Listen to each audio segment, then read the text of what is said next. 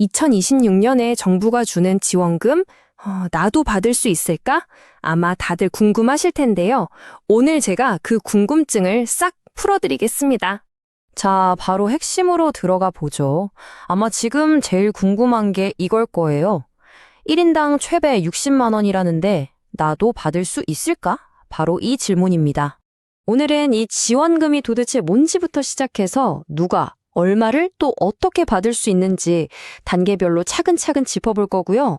그리고 이거 진짜 많이 헷갈려 하시는데 나라에서 주는 돈이랑 우리 동네에서 주는 돈 뭐가 다른지도 확실하게 알려드릴게요. 자, 첫 번째 순서입니다. 이 새로운 정부 지원금이 도대체 뭐냐? 그리고 왜 하필 지금 이걸 주냐는 거죠. 한번 제대로 파헤쳐 보겠습니다. 네, 공식 이름은 고유가 피해 지원금이에요. 요즘 중동 문제다, 기름값이다 해서 경제가 어렵잖아요. 그래서 정부가 26조 원이 넘는 추가 예산을 풀기로 했는데 바로 그 핵심에 우리 시민들을 위한 이 지원금이 있는 겁니다. 아마 뉴스나 주변에서 민생 지원금이다, 민생 회복 지원금이다, 여러 이름으로 들어보셨을 텐데 다 똑같은 거라고 보시면 돼요. 이름이 여러 개라 헷갈릴 수 있는데 결국 다 이 국가 프로그램을 말하는 거니까 걱정 안 하셔도 됩니다. 자, 이제 아마 가장 궁금해하실 내용이죠. 그래서 나는 받을 수 있는 건가? 이 자격 조건 지금부터 자세히 들여다보겠습니다.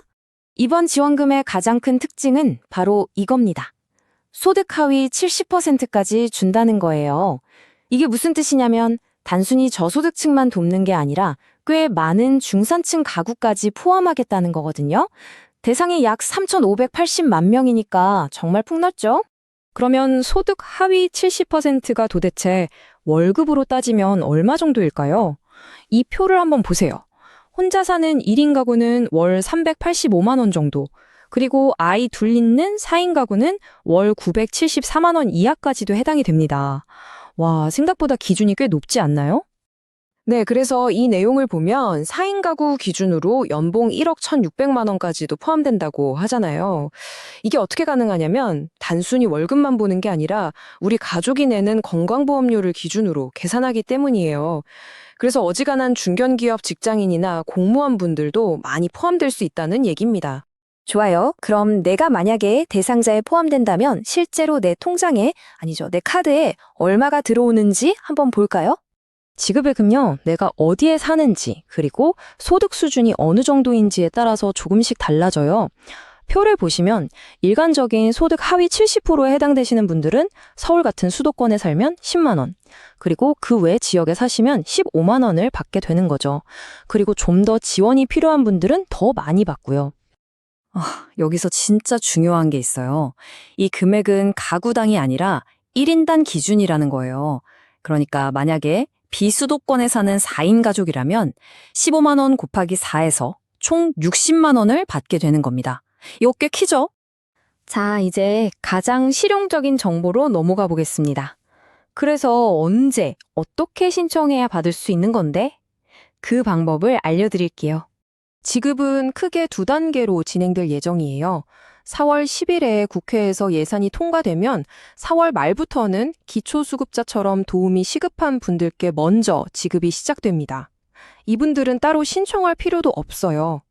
그리고 나서 일반 대상자분들은 6월 말에서 7월 초쯤 신청 기간을 거쳐서 받게 될 겁니다.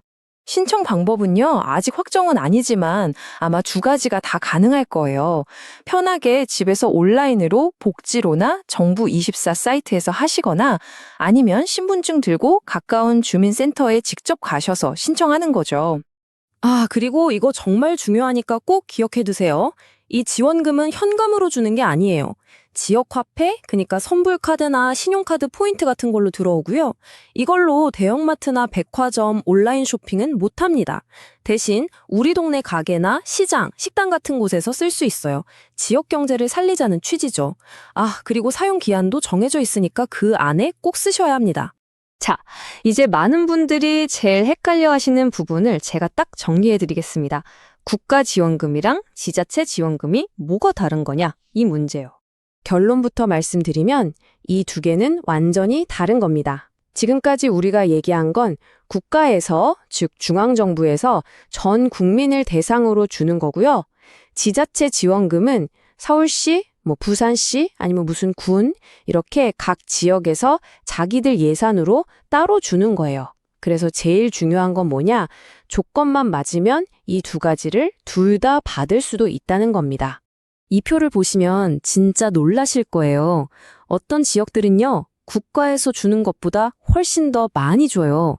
예를 들어 충북 보은군은 모든 군민한테 1인당 60만 원을 준대요. 와, 대단하죠? 그러니까 여러분, 꼭 내가 사는 시, 군, 구청 홈페이지에 들어가서 우리 동네는 따로 주는 게 없는지 확인해 보셔야 합니다. 이거 안 챙기면 손해예요. 자, 지금까지 좀 복잡한 내용들을 쭉 살펴봤는데요. 그래서 결론적으로 우리가 뭘 해야 하는지 핵심만 딱 짚어보겠습니다. 자, 이제 여러분이 하실 일을 딱 정리해 드릴게요. 일종의 체크리스트라고 생각하세요. 첫째, 건강보험공단 홈페이지 가서 우리 집 보험료로 내가 대상이 되는지 한번 가늠해 보시고요. 둘째, 내가 일반 대상인지 아니면 우선 지원 대상인지 확인하세요. 셋째, 4월 10일 지나서 정부 발표를 꼭 확인하셔야 하고요. 마지막으로 제일 중요한 거, 우리 동네 홈페이지 들어가서 추가 지원금 있는지 꼭 확인하기. 아시겠죠? 네, 오늘 이렇게 지원금을 어떻게 받을 수 있는지 구체적인 방법을 알아봤습니다. 단기적으로는 분명 우리 살림에 도움이 되겠죠? 하지만 이렇게 대규모로 돈을 푸는 것이 과연 우리 지역 경제나 장기적인 물가에는 어떤 영향을 미치게 될까요? 이 부분은 앞으로 우리 모두가 함께 고민하고 지켜봐야 할 중요한 숙제가 아닐까 싶습니다.